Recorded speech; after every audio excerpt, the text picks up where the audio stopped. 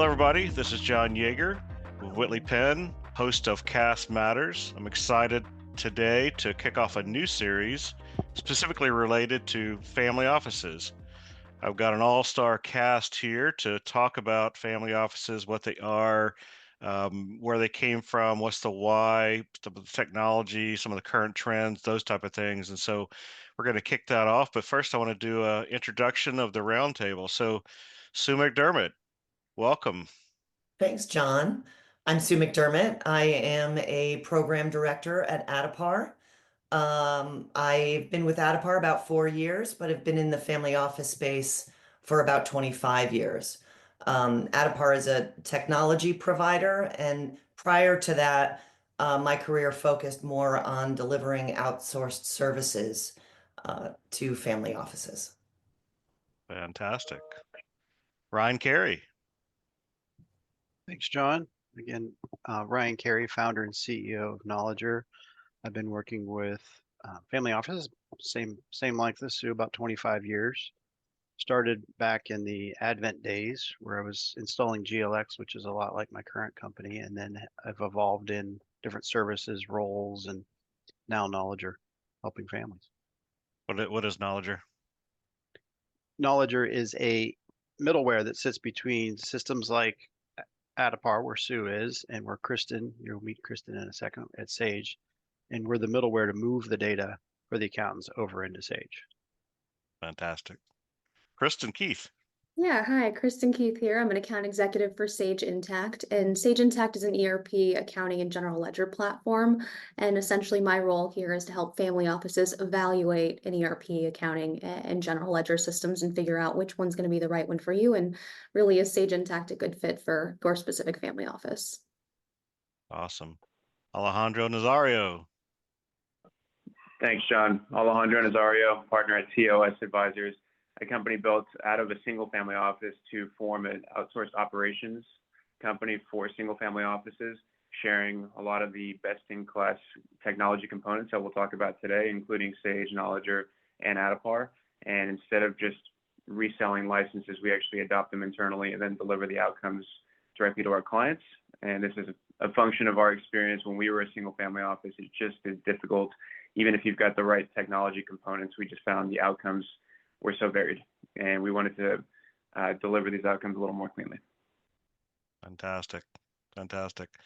So Whitley, Penn, we're a CPA firm, top 40 CPA firm located in Fort Worth, Texas, and long history of serving high net worth private clients in the family office space.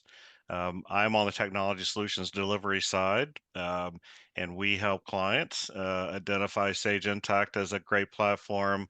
A lot of our clients work with Addepar, and they want to be connected to Addepar or directly to custodians. So we work with Ryan, and then work with Alejandro too to help build that bridge as well as some of the other tech stack tools that they bring to the table too. So excited to bring all you guys together and have this conversation.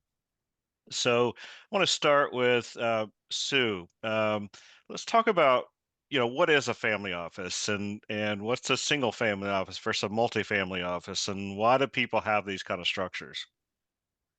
Sure. I mean, I think typical is a word that's hard to use when we talk about family offices. There's a lot of variety. But it basically is a small to medium business that is established to run private wealth associated with a family. Often that means there was a recent liquidity event. Maybe the family sold a business. I think what is often a question is, at what level of wealth does a family office make sense? And I think that's where you get into some of the why. Like, why would you create a family office? They certainly can be costly to maintain and operate. But I think that cost aside, it's somewhere, north of $100 million in a single family that might drive the need for a family office. And what that really means is a private organization to manage not only our wealth, but our philanthropic endeavors, the, the desire to perpetuate our wealth, the administration that comes along with family as your family grows in numbers and generations. So again, it is typically a small to medium business that is established to help private families manage wealth at that level. Awesome. Alejandro, I know you've been part of a family office, so can expand and give your perspective on what Sue was just talking about. Sure. I'd like to say just one other perspective on, what's the why of a family office. It's more driven often by complexity and the need to have some independent group administering the wealth. And so sometimes we do find that there are family offices organized to represent a family worth less than 100 million. That number can be so fluid, but often it's driven by the amount of effort to manage or administer the wealth. And it's also influenced by the family's budget. And so if you think about a family with a certain wealth profile, as it goes down from 100 million, well, they may say it still makes sense to me because I've got so much stuff going on in my life. Whereas you've got some families that are well north of 100 million and they have relatively simple structures, the type of family office that they would form could be considerably different from one that's got a lot more going on. When we were set up as a family office back in 2012, I joined that group in 2017. The purpose of the family office was to administer the wealth, as we discussed, but it was intentionally very lean and very discreet. And so we were not given a budget for headcount as much as we were for operational tools, we'll say, and that influenced our drive to build a tech-enabled operating model. But what we often find is that the nature of the requests from the clients can vary quite considerably, and they come at unexpected intervals. And it sometimes is difficult when you're in the day-to-day work to kind of look up and say, well, I've had this request before. Let's think strategically long-term about how to solve it for the future. It just is very common for your operational bandwidth to get so consumed so quickly that the chores of the day-to-day tend to outweigh the core work. And so that's a lot of where we come together and say there is a better way. Tech is the solution, or at least it's part of the solution, but making sure that it's adopted properly for the right families. Not every tech component is good for every family. That's really what we spend a lot of time thinking about. Awesome. And Kristen, I know you work with a variety of family offices. Are these the same kind of things you're seeing when you're talking to family offices? When you start talking to them, do you understand kind of maybe there's times when they're not really ready for to be a family office, or they have complexities? What do you see out there? We do see some that come to us a little early and they almost jump the gun where they're at the 50 million assets under management range. And it's, hey, okay, come to us when you're really ready to invest in the technology. Sometimes they realize, okay, actually, no, we're not quite stable enough to invest in a technology and have a team to run that in-house. And so then becomes the conversation of insourcing versus outsourcing and when you're really ready. But the bulk of our clients, I mean, we have family offices that range from 100 million in assets under management all the way to 40 billion in assets under management. I'd say the most common middle ground and most of our customers are probably in the 500 million to 3 billion range is probably most common, but it spans the range. So, the process is really understanding where are you at in your journey and what are you looking for, and everybody is different. To Sue's point, you've seen one family office, Absolutely. And Ryan, 25 years in the industry, you've seen a few things. A few.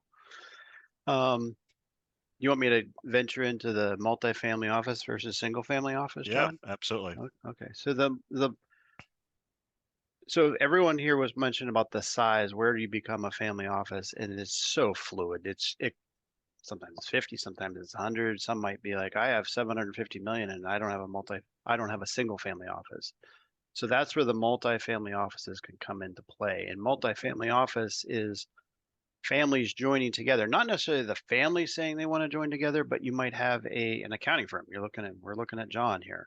You might have an investment firm, which is typically, I think, the most common use case when people say multifamily office. You have an investment firm. I'm going to debate that with you a little bit. What's that, Sue? I'm going to debate that with you a little bit. Perfect. That's what we're here for. So you might have an investment firm that brings in many families together to be a multifamily office. Another flavor of multifamily office you see is I'll call it the concierge slash admin. So they're doing all the administration of the building, the houses, the vacations, the airplanes, the cars, the vacation places, and the bill pay. Both of those are called multifamily office, and they're vastly different. What's guess your I'd be a little bit counterpoint, more Sue? of a purist because I think there are some that call themselves a multifamily office where I would call them a boutique RIA. Because to me, and again, I think we've all talked about the fluidity of the definition of family office, but there's more than wealth management when it comes to family office, right? I think the governance and the community of the family is as important as the investment or the cash administration and concierge services that you talk about. To me, a family office includes those things. So if you're really focused solely on investments, I would put that in a boutique RIA bucket.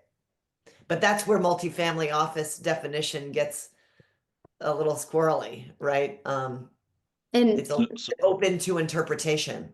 Sue, I see all the time, I'm talking to RIAs, boutique RIAs are coming to us and saying, you know what, we kind of want to transform a bit into offering multifamily office services. So they're not quite ready to make that jump, but Yep. it's, you know what, we want to start handling the books for our clients and also offering accounting services. So I'm watching that journey happen. So I definitely understand there are phases to this and there are different levels of what type of family office services these boutiques are offering.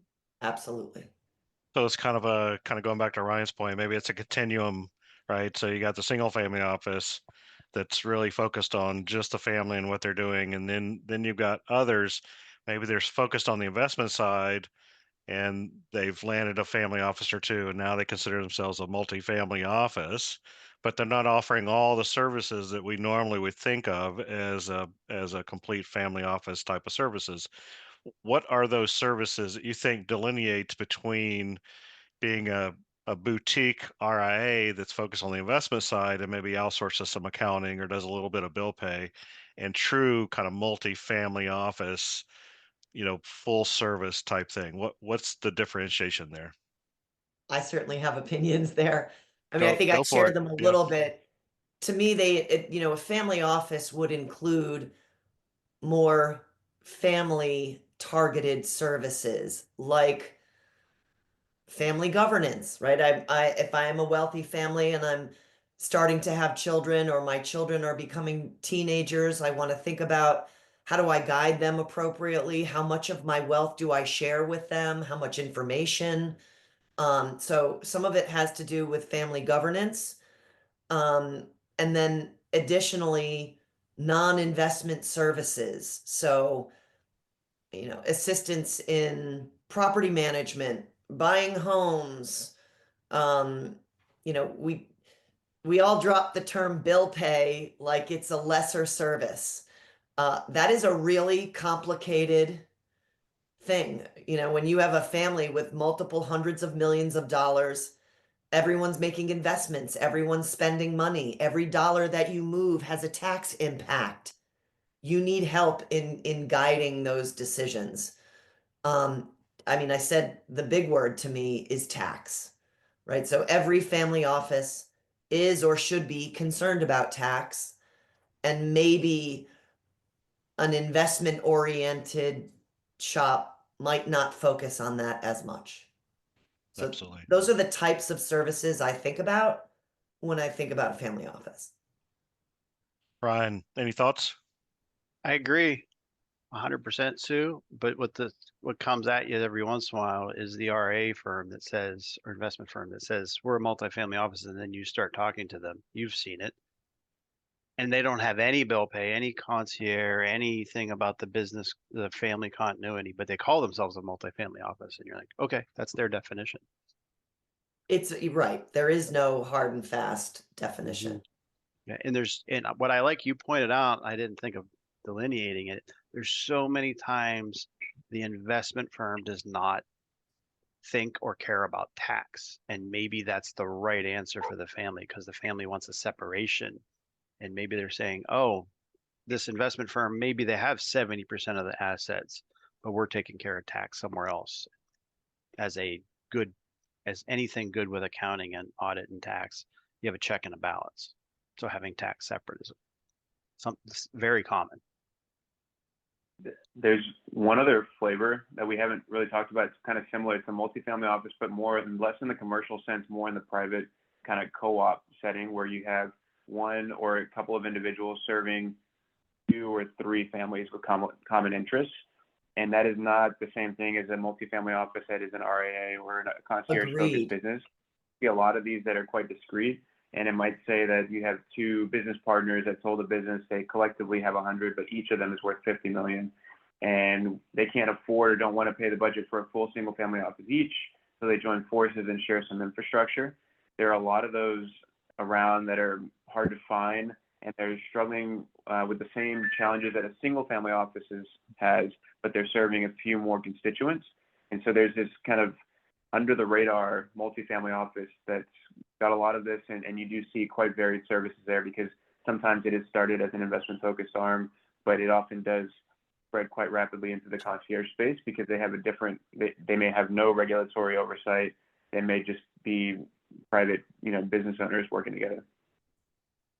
That's actually I agree, Alejandro, that's common. The other one that looks like a multifamily office, but they don't consider them is once you say the 3rd generation, but definitely when you hit the 4th and 5th generation, they look and feel like a multifamily office because there's just so many people involved, but it really there's cases where it came from one source and it just happens to be sitting around for 100 years. They have different aspects. They have different whys for what they want to do with the wealth and those kind of things, right? Mm-hmm. And Kristen, you're I about was to just say going to something. say, I find that the services is really where they differentiate, right? The structure is different for each of them, but is everybody offering the same services? They truly aren't. It's like tax and accounting services, which includes the bill pay. It's investment management services. It's estate, and wealth planning services, and really the operations of how are you running the family office. Those are kind of the 4 buckets that are you doing all of these? And I rarely talk to a family office that's actually hitting all of those components. And I think that is when we talk about phases of family offices, if the very, very well-developed family offices are doing all 4, but it's rare. Where do you see, so if we look at those kind of 4 buckets, and Kristen, I think you made the comment that rarely do you find somebody's doing all 4 of those. What's the most kind of common that they're not doing, that they're trying to either evolve into, or you have the conversations say, hey, you might need to consider doing X, Y, or Z as your next step? I personally find that either they're handling the tax and accounting services and then they're trying to expand into more investment management services, or vice versa. They're doing the investment piece, trying to expand into accounting and services, and then the estate planning, the operations of the family office, right? Risk and assessment, all of that falls a little bit later. It's not quite as priority. The top 2 is going to be, how are you handling my finances, and how are you investing my money? And again, nobody's doing it quite the same. Got it. And what I would say is also, John, it tends to be that the ones that are maybe the RA investment focused, they tend to have access to financial planners. And so, breaking into those buckets, you might find the estate planning might be more on that side of the house. You might find that on that side, whereas the concierge focused, administration focused multifamily offices are more likely to pick up bill pay and then pick up accounting. And so you find that those 2 kind of stratify in those 2 areas. That makes sense. Anything else in kind of this? There's a lot of different ways you think about a family office. I think it's been helpful to give the audience the ways that it seems to break down and how we think about those things, so they can maybe try to identify with where they are. And we'll bring that back in as we talk through the other topics as we get to. Anything else that anybody wants to throw in there as we kind of look at what is a family office and the why? I think, not all of the evolution is planned.